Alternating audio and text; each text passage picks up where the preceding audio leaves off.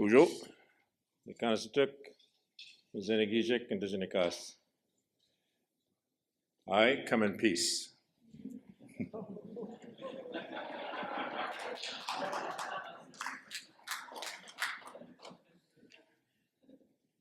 I want to begin by acknowledging the traditional territory that we're on and thank the Musqueam people for that welcome, those remarks at the beginning. I really enjoyed the story of a warrior song. It's quite inspiring. Thank you for sharing that with us. I want to as well acknowledge all of you who are here, which indicates a level of interest and desire to find solutions to what is going to be, I think, the thorny problem of the future for us in Canada, and that is what to do about the issue of Indigenous, non-Indigenous relations in this country. And I want to, before I begin, though, also acknowledge that I was supposed to travel here with my wife. She was going to come and join me here and spend some time with our daughter, but she was unable to travel because she's got some medical appointments that she had to meet, which therefore gives me free license to talk about her. When I was a young lawyer, my aunties called me together to a family meeting, and my oldest auntie at the time, Auntie Bertha, sat me down, and all the aunties were in a circle. And when you get called together by the aunties, you know you're in trouble. I couldn't figure out what I had done wrong. I always thought I was very respectful and had done everything I was supposed to do, and paid attention to them and brought them their gifts and all of the things that we needed to do in our family. But my auntie sat me down and she said to me, she's a very direct woman, she said to me, "Why don't you travel with your wife more often? You're leaving her at home all the time, and that's not good," she said. And I said, well, she's got her own career. She's a professional woman. She's working in her field, and she can't always travel when I have to travel. And she said, well, when you have to travel and she can't travel with you, you must carry something that belongs to her. And I said, well, I have this ring that signifies that we're married. And she said, oh, women don't pay respect to that anymore, she said. So she said, you have to wear something that belongs to her when you're traveling. And so I do that each time I travel. I always carry something or wear something that belongs to my wife, and that's why I have this medallion, which is what she made. And you'll see the medallion is fish, rainbow trout, which is my clan. And she's of the bear clan, and that'll give you an idea of the nature of our relationship.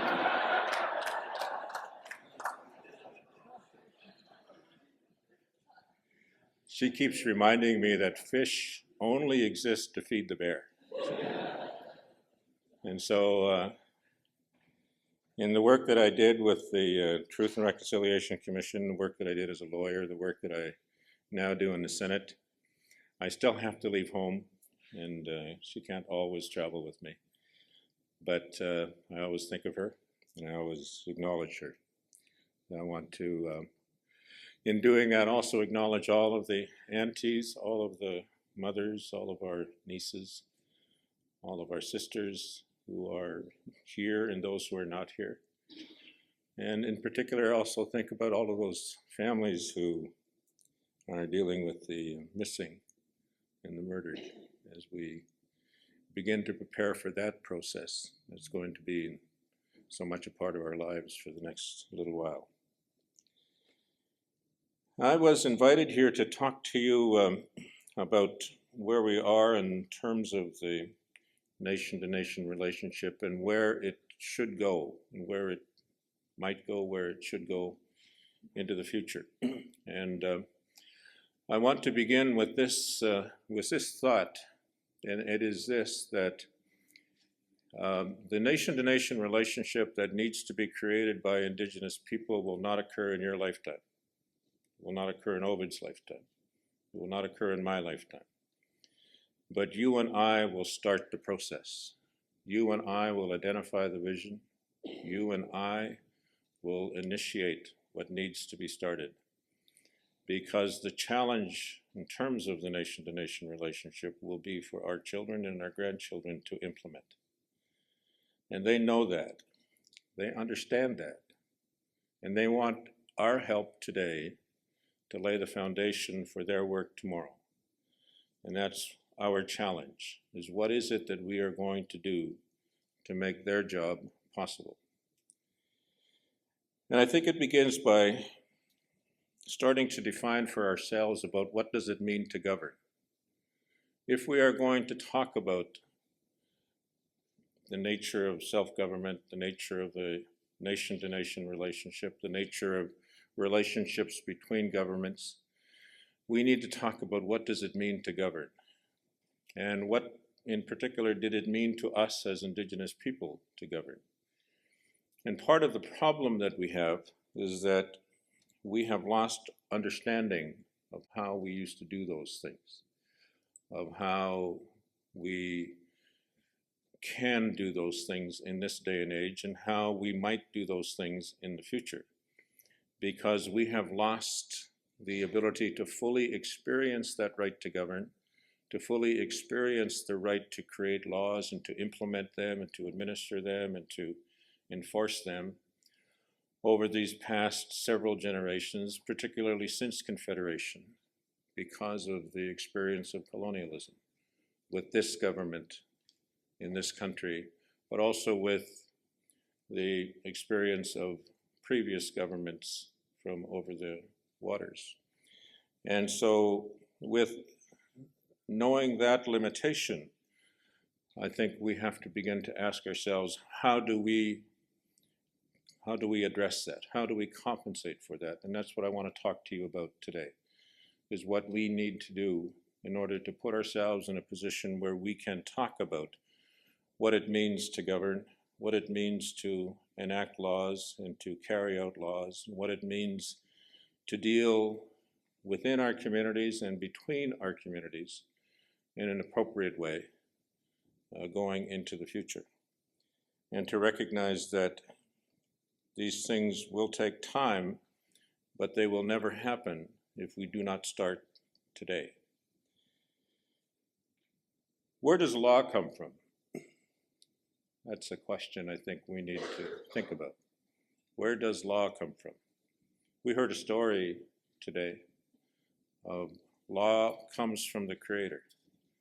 Law comes to us from our very existence in this place, as it is with the people who have lived in this territory for thousands and thousands of years. The very fact that you were placed upon this earth in this place at that time and were in this place for so long meant that you were meant to be here, that you were given the responsibility to be here. And with that responsibility of being here went the responsibility of taking care of this place.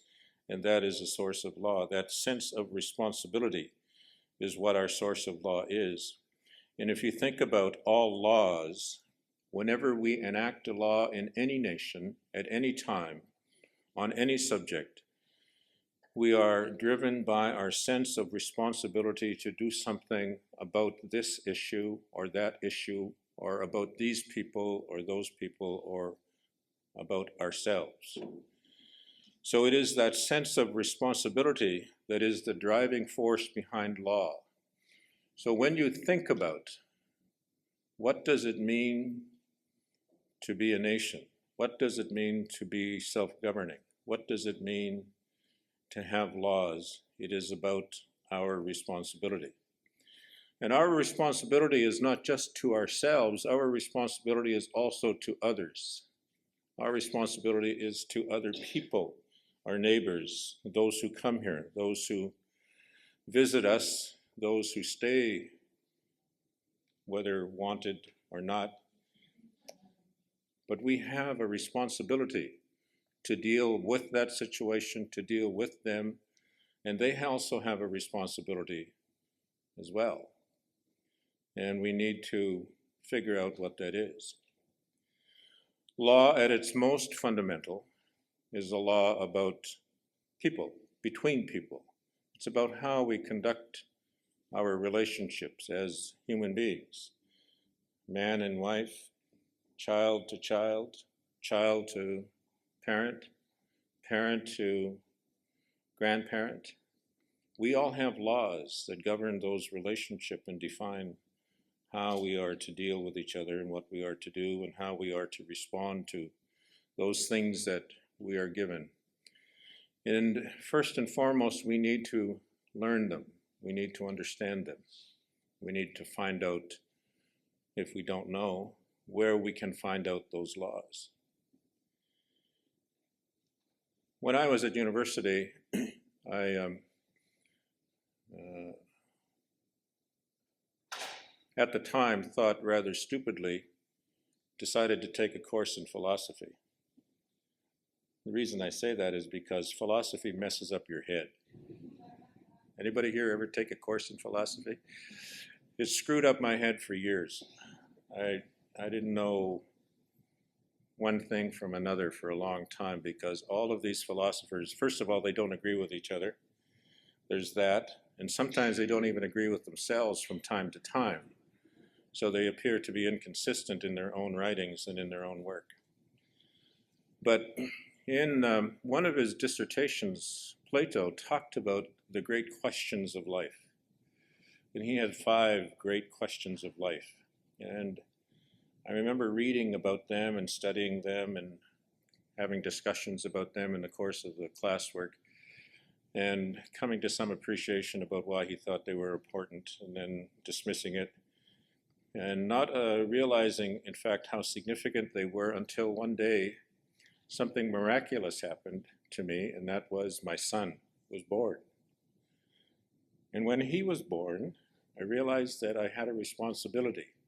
There's that word again. I had a responsibility to him. I had a responsibility for him to ensure that when he grew up, that his life was better than mine was. Because I had grown up, as many who are Indigenous in this room did, not really knowing who I was, not really knowing my culture, not really knowing my language, and not really knowing about the history of our people because it had been so deliberately hidden from us. And so when he was born, I went on a search to figure out what it was that I needed to do in order to be able to help him to become a better person than I was, to be as good a person as he could be. And so that led me into a conversation with many people of my generation. And of course, because I was first and foremost a student during most of my life, I looked at all the books and looked for all the books that I could find. And I ran across the writings of Vine Deloria, the United States author, Dakota man, who talked about, of course, the attempt at annihilation of Indigenous culture in the United States. And I realized he was also talking about what had happened in Canada. And what he talked about, though, was the need for young Indigenous people to find out about themselves through their recovery of culture, through their rediscovery of who they were by learning about who their people were. And so, armed with that knowledge, I then went looking for elders, and I ran into people like Tom Porter and Philip Deere and others like that, who in the 70s were holding these youth elder workshops all across the country to talk with young Indigenous people about what was going on in our communities and what we needed to do. And I remember at a session listening to one elder talking, and he said, if you want to grow up to be a good human being, you have to know the answers to 4 questions. The first question is, you have to know where you come from. And that is not just about kind of where you were yesterday or how to get back to your town. That question is about what is your history as a human being? What is the history of your people? What is your creation story? You have to know the answer to that question. And what is it that happened to your people during that whole period of time? You have to know that story, and you have to know how your people dealt with things. You have to know about who your heroes were, who your mythology taught people about, and what all of that taught us. You have to know all of those ancient songs and all of those ancient teachings. You have to know everything there was to know and is to know about the point in time before you were born, and the point in time since you were born to this point now, today. And that question, where do I come from, is one of Plato's questions too. Because he said, of the 5 great questions of life that we have to answer as human beings, the first one is, where do I come from? And our elder who was speaking to us knew that. And the second question he says you have to answer is, where am I going? Where am I going? And that question is not just about, what am I going to do this afternoon, or what are we having for supper? That question is also about, what happens after I die? What is our teaching of the afterlife? What is it that I need to know in order to prepare for that point in time? And how do I prepare for that? So that question is also a very big question. Where am I going? Where are we going? Where will my ancestors be, and how do I get to see them again? And that also is Plato's second big question. And the fourth question our elder said that we needed to answer was, why am I here? What's my purpose in life? That's one of Plato's questions as well. What is my purpose in life? Why was I born? And what am I here to do? And in our culture, we have teachings about that. We all have teachings about that. In our culture, as Ojibwe people, it's about your naming ceremony. We are told that when a little child is created, the moment of conception, life starts when the spirit is sent from the Creator to be with that conceived child.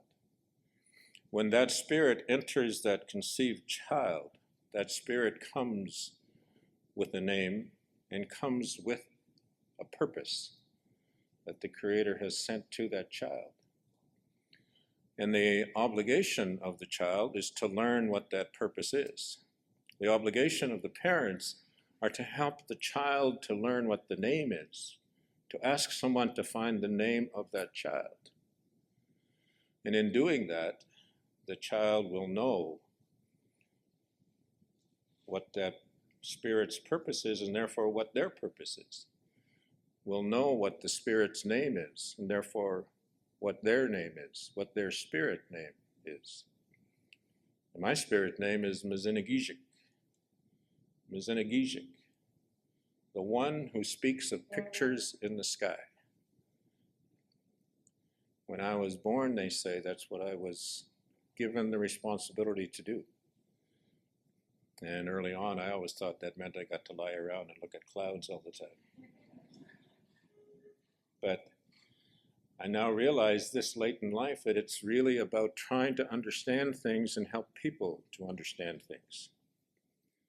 The one who speaks of pictures in the sky, Mzinagijik, is my spirit name. And also I was born into a clan. My clan is the fish clan, rainbow trout, Nemagoose, rainbow trout. Our clan is part of the water clan, and the water clan people are the mediators, the intellectuals, the philosophers, the thinkers, the ones who help the 2 chieftain clans. We have a chieftain clan that takes care of the internal governance of the tribe, and we have a chieftain clan who takes care of the outside relationships. And those 2 have to work together, those 2 clan heads. And when they can't agree, It's the head of the water clan who helps them to come to an agreement. And so that's part of my responsibility, is to help people to come together. Which kind of makes you see why this work kind of came to me, I guess. I'm a Zinigijik, Indigenikas, Kego Dode. That's who I am. And that's the third question. What is my purpose? Why am I here? And in understanding what the clan's purpose and my spirit's purpose is, I now understand my purpose. And it gives you wide flexibility within all of that, but still at the end of the day, your ability to help your family and others is coming from that. And that's part of Plato's 5 questions. The fourth question the elder at that conference said that we have to answer is, who am I? Who am I? And that question of who am I is not just a selfish question. It's who are we? Who are we as a people? Where did we come from? Where are we going? Why are we here? Who are we as Anishinaabe people? How is it that we are different from others? What makes us unique? What will allow us to continue to survive into the future? That fourth question is a very big question. Who are we? And so those 4 questions that that elder talked about made me realize now what I had to do for my son when he was born. And I have helped him in his journey to understand the answers that he has to find for himself out of all of that, as I have helped my daughters as well.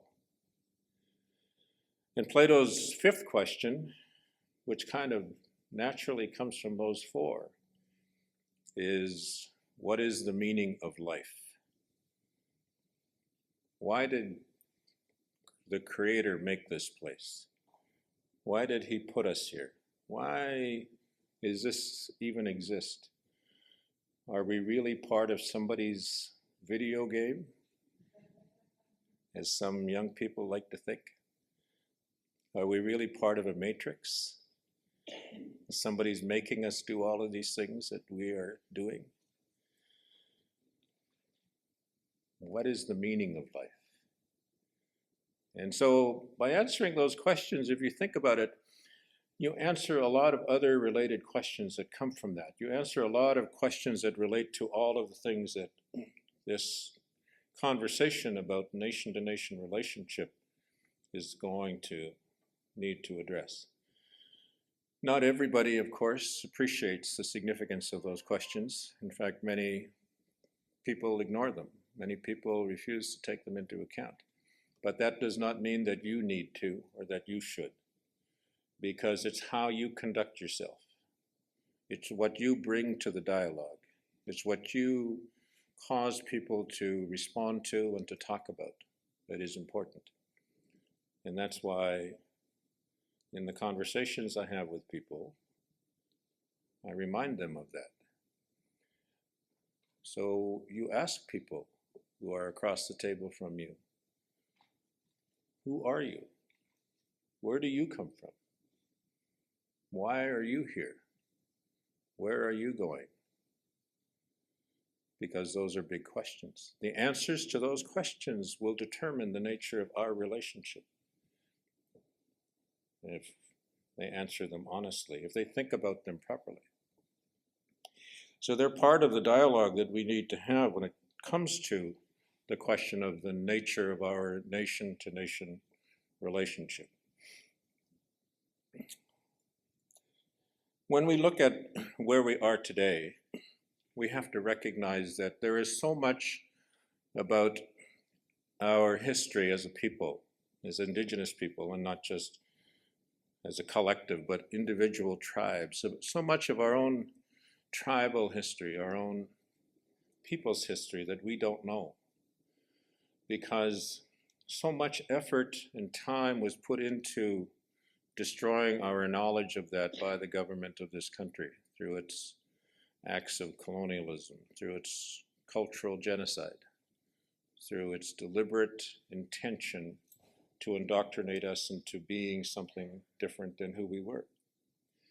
And that interference with the transmission of that knowledge has left us somehow aware that we are different, aware that we are unique, knowing a little bit of this and a little bit of that, but not knowing enough to be able to build the foundation or the house of nationhood that we want to have.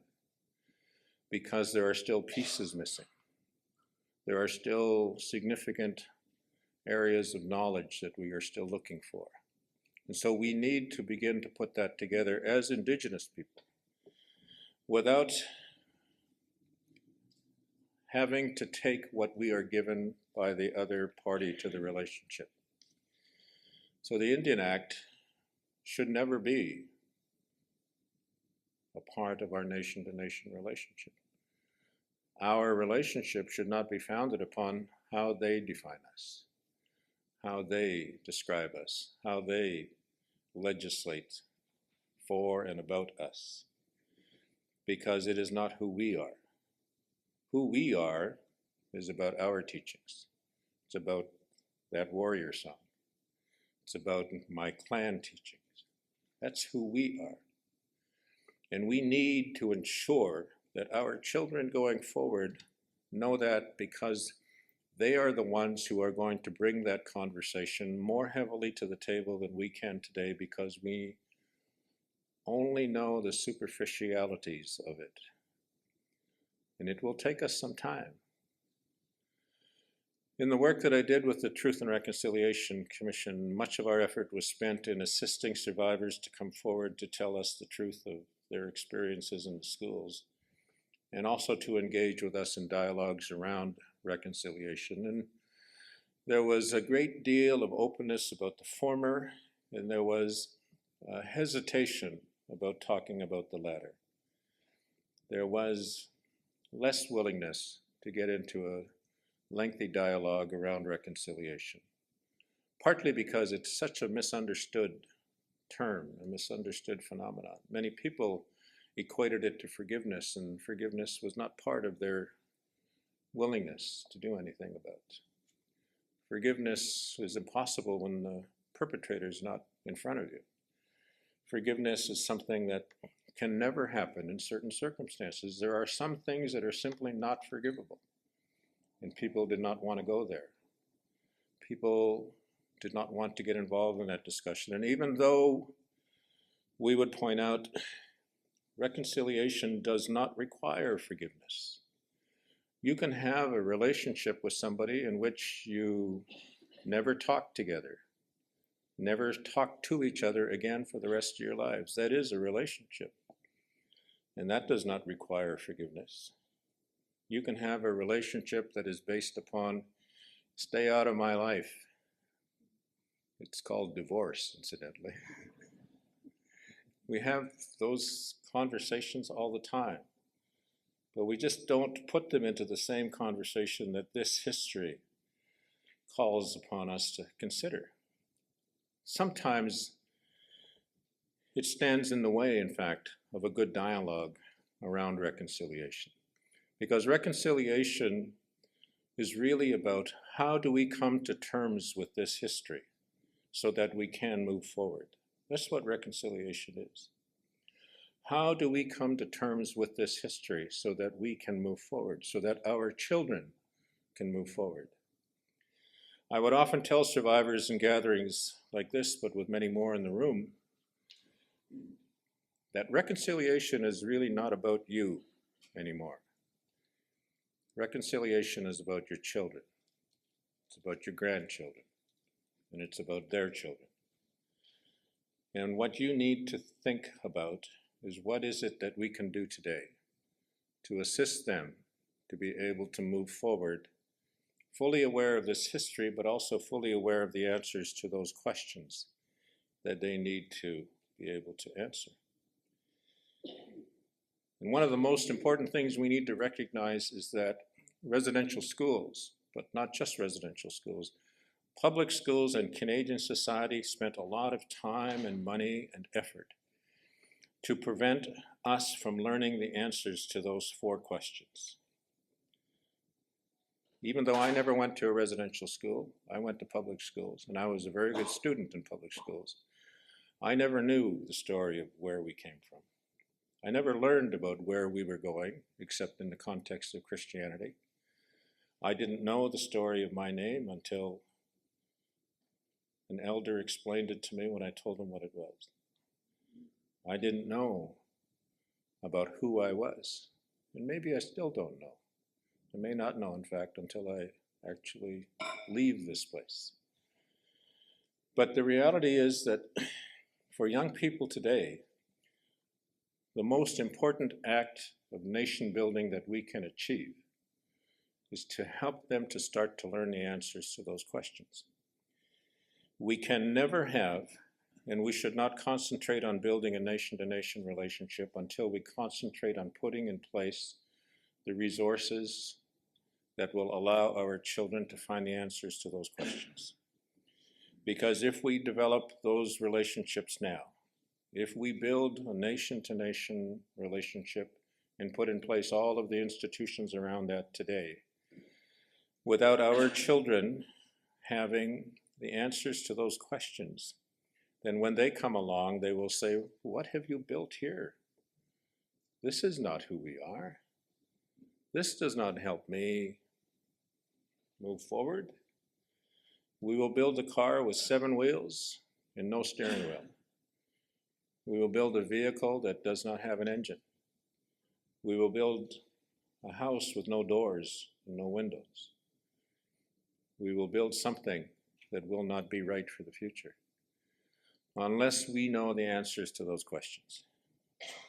And so we have some foundational work to do for ourselves, which is not to say we don't do anything. We need to do things in keeping with what we do know. And what we do know is that this history has damaged us significantly. And that if we are going to be able to move forward, this history of colonialism, not only for those who went to residential schools, but to those who went to public schools, and those who have been removed from families and sent to other parts of the world through the child welfare system, those who have been incarcerated and have been damaged by that experience, that they need an opportunity to heal, they need an opportunity to recover their sense of self, to learn about who they are. And we need to give them the means by which they can do that. We had a statement that we were fond of using during the latter part of the work of the TRC, and it was this: education is what got us into this mess, and education is going to get us out of it. Because if we educate our children, Indigenous children and non-Indigenous children, to begin to respect each other and to maintain that respect from the time they start relating to each other in their early years, all the way through to their adult years, then the conversations they will have when they are leaders of this country will be a different conversation than the leaders of today are having. And that conversation will be much more productive. So education is the beginning of the nation building exercise. And we need to understand that. And we need to do something about that. We cannot afford to leave our children floundering. We cannot afford to let them think that they are less than worthy. We have to address their needs. We have to stop them from killing themselves. We have to stop them from being victimized by society. We have to ensure that they receive a good education so that they will stay in the educational system through to the end. We have to ensure that the educational system meets their needs, and that when they are in grade 10 and grade 11 and grade 12 and preparing to go on to develop careers for themselves, that they will know who they are, that they will see themselves as professional people able to help their communities and their societies build upon the work of the previous generations. that they will be ambitious for us, that they will feel a commitment to us for what it is that we have given to them, that we will not be simply a page in history that they will refer to from time to time as something that happened, and oh, isn't it too bad that it didn't get followed through. We can do that. We see it happening around us today. Even without the federal government doing its share of the work, and believe me, it is not doing its share of the work. Even without that, Canadian society and institutions within Canadian society have picked up the challenge of reconciliation.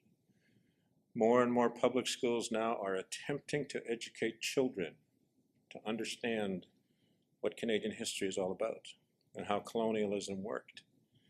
They're not doing it quite right yet because they're just beginning to come to terms with knowing about this. But they're trying.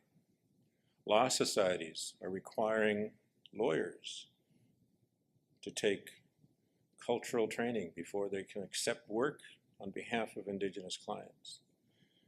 Medical faculties are now beginning to ensure that doctors are being trained to understand how to work with elders, spiritual and traditional healers, as part of their work as doctors going forward. And they understand as well that they don't know everything. And in fact, that they're not really healers.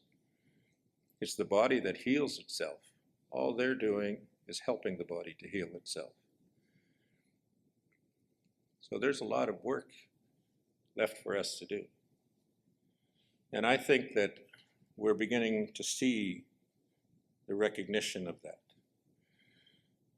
But making sure that people can answer that first question properly means that we have to ensure that the schools teach about that history in as fulsome a way as possible.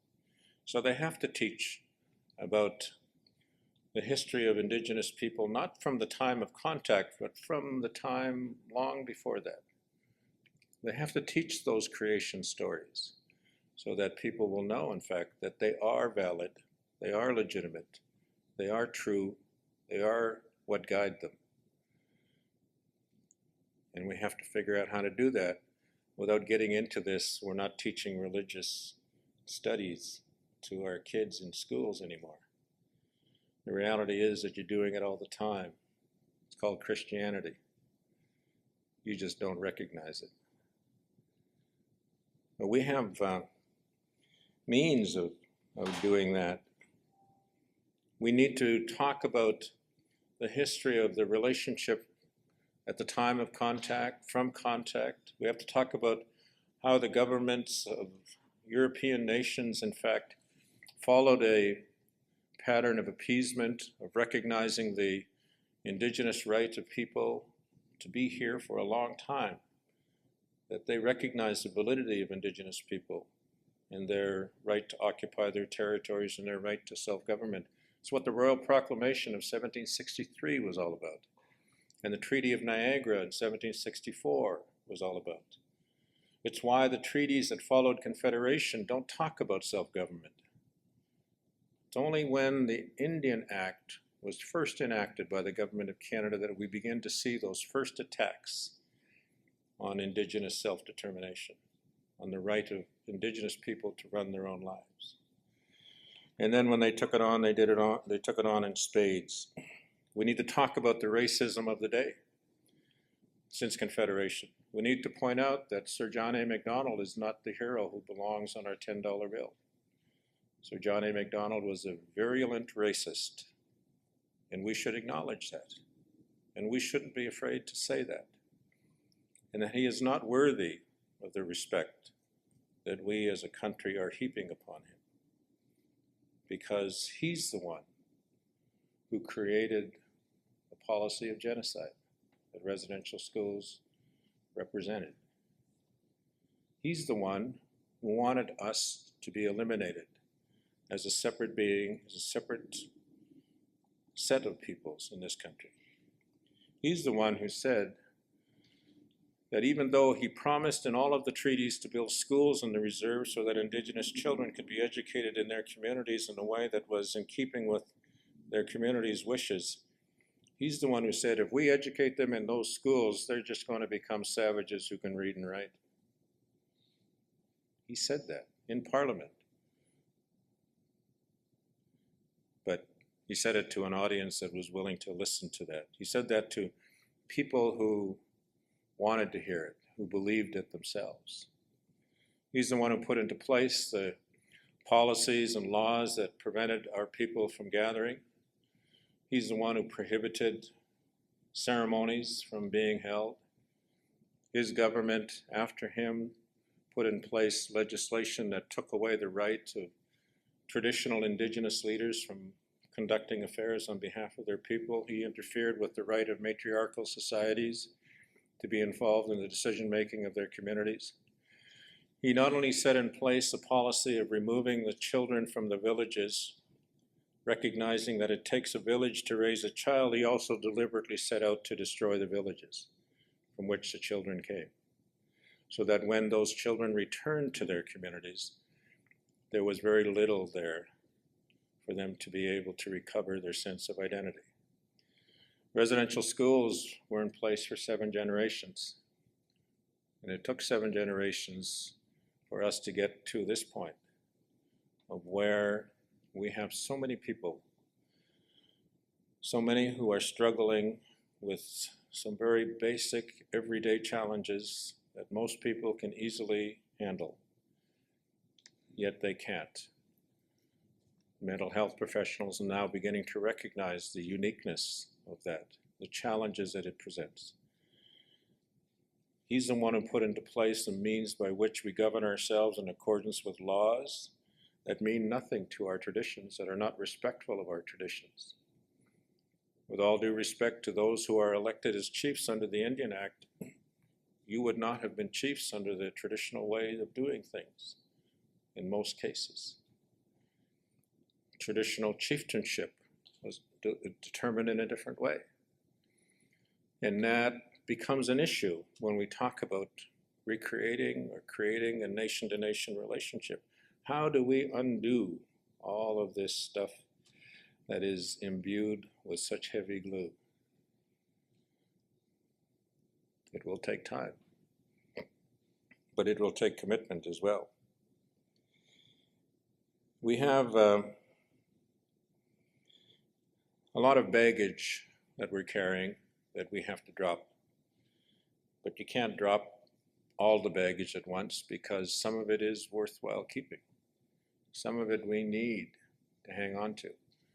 And part of that is we need never to forget this history. We need always to understand this history so that we don't repeat it again. And we recognize when it becomes part of our relationship so that we can get in the way of it ever happening again. Not just here, but elsewhere as well. More and more, we are an international community of Indigenous people. And there are many who are nowhere near where we are in terms of our understanding of what went on and why it happened. And we have to be prepared to share that experience when we can, to help people to deal with the things that are ongoing in their lives that today we have been able to put to a stop.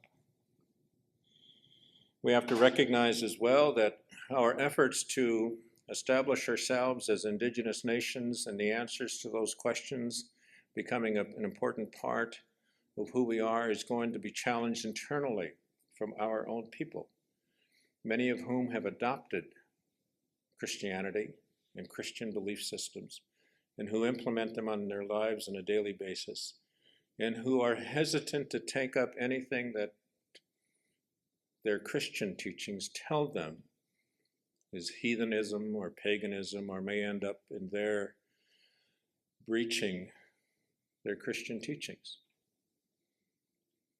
While we have to be respectful of those people, we cannot let them define our future. We cannot let that limitation of that knowledge base be the determination of who we end up being.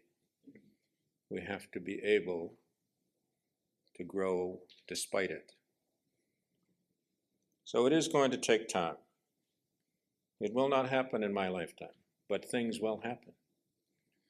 The other day, my granddaughter, who's 10 years old, was doing a tour of the Manitoba Museum of Nature, and her grade 5 class was being shown a diorama. An entire wall is devoted to, I'm not sure what you'd call them, a stuffed buffalo, a stuffed man on a horse, a stuffed horse, an Indigenous man about to shoot an arrow into a bison. And the tour guide said, at one time, there used to be Aboriginal people who hunted bison like this, she said. And my granddaughter said, excuse me, but I'm an Aboriginal person and I'm still here. And that's what it's going to take, is for us to ensure that our children are educated well enough so that they can recognize when people are making mistakes about them and about who they are and about what they can be, so that they don't get weighed down by all of that. Because bit by bit, those little lies, those little pieces of information or misinformation take away from your integrity as a human being. They take away pieces of your soul. And we have to ensure that our children know how to deal with it and what to do about it. So it will take time. It will take determination. And it will take a vision. And our vision that the TRC has set out in our report. And you will remember, I hope those of you who were there, that the day that we delivered it, I said, we have described for you a mountain, and we have shown you a way to the top. But it is for you to do the climbing. Thank you very much.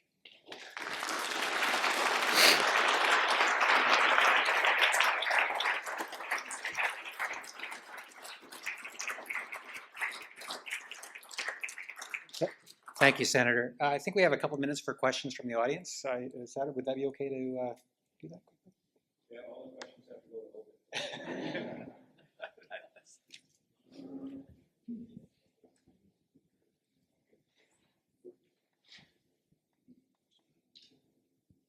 Questions?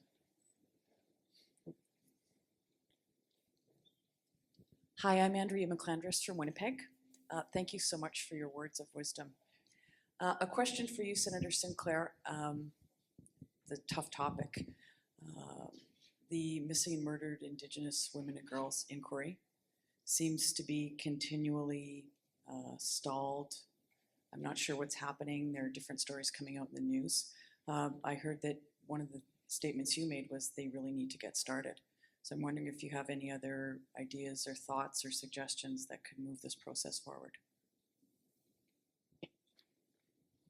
Well, thanks for starting me out with an easy one.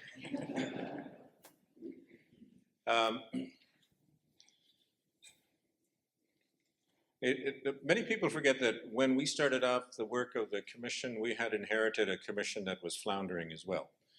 We came in after the previous commissioners had quit, and there was a great deal of anger on the part of survivors, a great deal of distrust, and I think a great deal of deflated sense of potential. So that many survivors, in fact, thought that the TRC had failed them and was going to fail them. And so what I said to the commissioners and to the staff when we got started was that we need to spend time to rebuild that relationship. And the first thing we have to do is we have to go out and start talking to people and listening to people. And we cannot presume to tell them that we're going to be doing the job right. We have to show them that we're doing the job right. And it really does begin by listening and making ourselves available and by accepting the anger and the criticism and to move forward from that. And eventually the commission ended up as it did, and you've seen that. So I think we managed to turn that around. And the Missing and Murdered Indigenous Women's Inquiry, I think, has to do the same thing. And you may remember about a month ago I was asked, I forget by whom, but I was asked what needs to be done, and I said they just have to start hearings. They have to sit down and start listening to people. Nothing will appease that pain more than listening to people and giving them the audience that they want, because that's what they want, is they want the opportunity to speak out. They don't want everything to be perfect. They don't want all the ducks to be lined up right. They don't want everything to be perfectly aligned. They just want an opportunity to speak. And I know that even without talking to them, I know that that's what they wanted.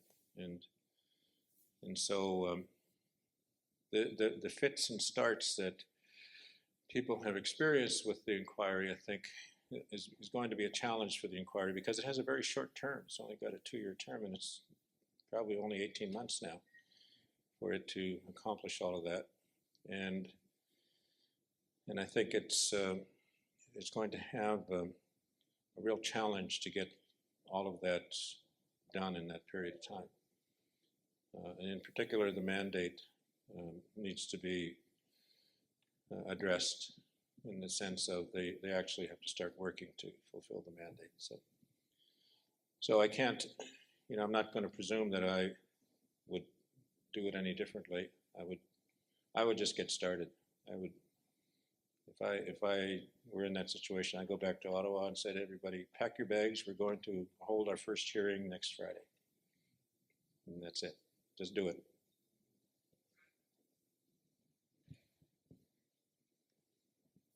Any other questions?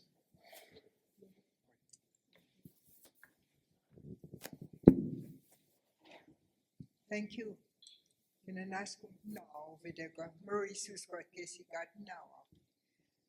I'm Madeline Dion Stout. My Cree name is Getesco. Can't hear you, sorry. My Cree name, I started by saying, Kinanaskum na, both of you. I thank you both very much. My name is Madeline Dion Stout. My Cree name is Getesco, meaning ancient woman or a child with an ancient spirit. I thought, as I listened to both of you, it reminded me of a Cree word which says, which means I have spoken my piece, P-I-E-C-E, Ovid, and it also means I have made my peace, P-E-A-C-E, Murray. What I thought was so instructive about your presentation was this, that on the one hand, one end of the spectrum is our modernity, and on the other is our traditional ways, and how on that spectrum, the hardest place to be is in the middle, when we're trying to negotiate both sides of the middle. And I thought it was also very helpful for me to think of 3 things as you spoke. One is that in ceremony, and life is ceremony, this meeting is ceremony, we might as well say, we have the notion of giveaways, pagtingge magana. We also have the ideal of takeaways, utingge magana, and also the love springs eternal, if you will, notion of asina magana, the regifting of what we've been taught and what we'd like to leave as our legacy, because I think after all you both said, it's a power of choice. It's the beauty of narratives, and it's also thinking of what kind of ancestors we want to be and what kind of legacy we want to leave behind. And so I think for me, that's what I got from both of you. You're both one on either side of the spectrum, and you're making us think how important it is for us to negotiate both sides of the middle, the side that you've created for us. Thank you very much.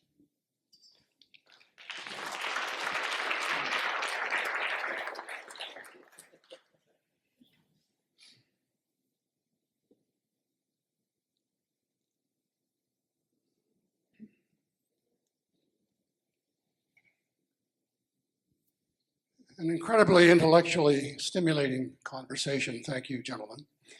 Ovid, you self-identify as a warrior, and I think that is absolutely fantastic of you to do so.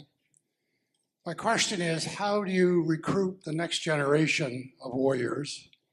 And more specifically, do you think they identify with being a warrior in the context of what has to be done to really deal with this nation-to-nation responsibility? And how can an elder white guy like me become more of a warrior to help your cause?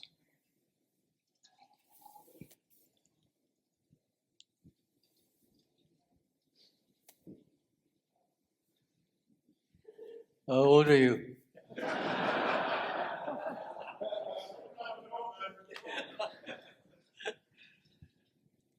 Well, I use the word warrior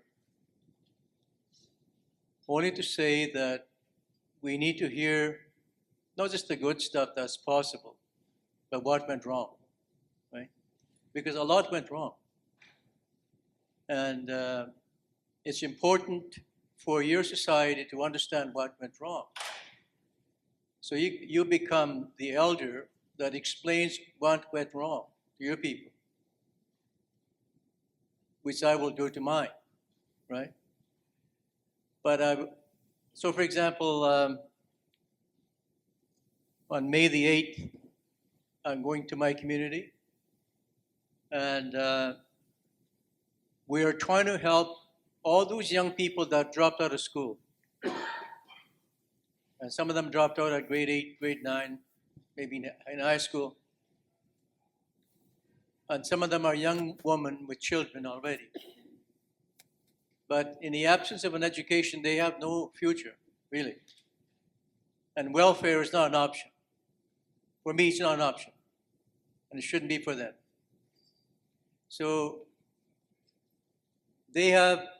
my community has developed an educational program, a land-based educational program that uses the elders in my community, the fishermen, trappers, the elders, women and men, to talk about our history as a people. Who are we? Who are we? And how are we impacted by the fur trade and that's a big company? What impact did we have that have on us as a people? And the commercial fishery, what impact did that have on us? Right? And then the conservation laws that came, like the Migratory Birds Act, that prohibited our people from hunting migratory birds out of season. How did these laws impact our culture, our way of life? And that impact, which was traumatic as well when it comes to hydro development, that flooded our lands, miles and miles of hydro water, and our traditional lands underwater. The impact of that on our people's psyche, their well-being, their psychology. So we have this educational program that we started, and part of it is for people like myself who also understand white society better than maybe most people in that society, is to teach them what I know about white society, about their laws, about their parliament, about their legislatures, about their party system, so that knowledge is part of their understanding about the world they live in. And then the treaty. the treaty that was made in my community, Treaty 5, which was never honored by Canada. And now they need to understand that that treaty needs to be implemented, not in the way in which the white people understand it, but the way in which we understand it as a people. So by transferring that knowledge to the young generation, I am being the warrior. I'm not advocating violence. When I say warrior, I'm not talking about violence, none of that. And I'm not talking about blockading Charlie from going to the Bank of Montreal or the Royal Bank, wherever he came from. You know, but I'm talking about relationships too. I want positive relationships. There's 37 million people, I can't ignore them, right? They're the majority. I have a friend in South Africa, his name is Jay Naidoo. I have been to South Africa several times, and he was on Mandela's cabinet. I understand the whole idea of taking your country back to the vote, but we don't have that luxury. First Nations are a minority. We can't take our country back by vote, not like what happened in South Africa. So that's why we have to insist on this idea of recognizing our distinct cultural aspect and our collective rights to government, our collective rights to title, our collective rights to make laws for our people and so on. Right? And you can help in your capacity as an elder in your society to educate young men and women to accept that as reality. Not to dismiss it, not to bury it, but to accept it and to embrace it and to help it grow, to be part of the, because our nations have to flourish. If our nations flourish, Canada will benefit economically. Because if we flourish as a people, we will not be living in poverty. We will be people living as other people in this country, not in poverty situation, but a quality of life, a standard of life equivalent to the general population. In other words, we will be working. We will be buying homes, you know, and maybe we'll invent things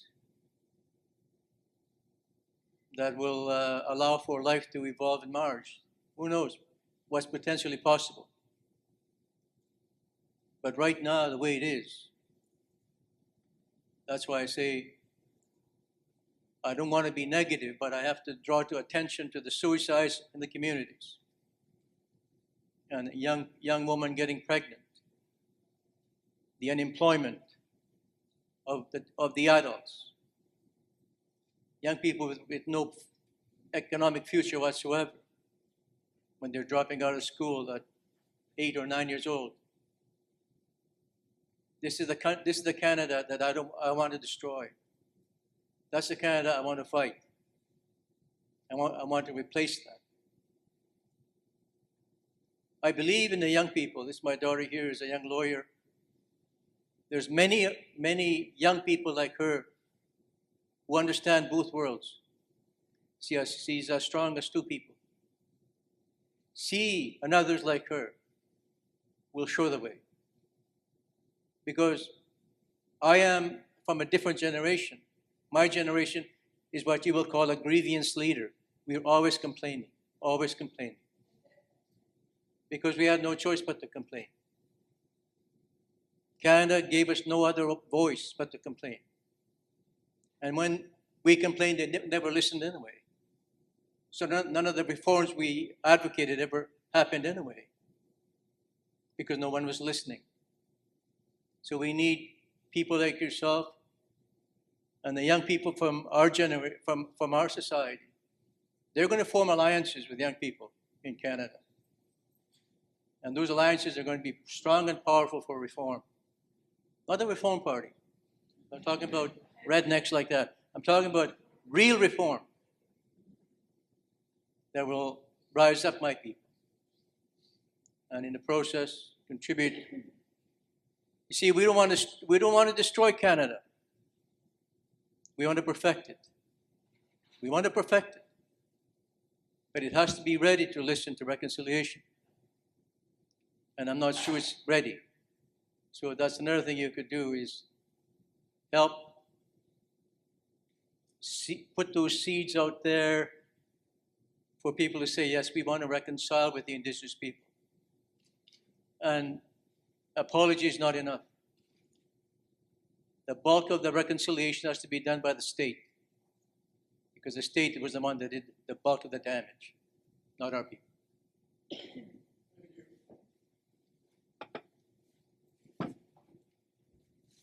Thank you very much.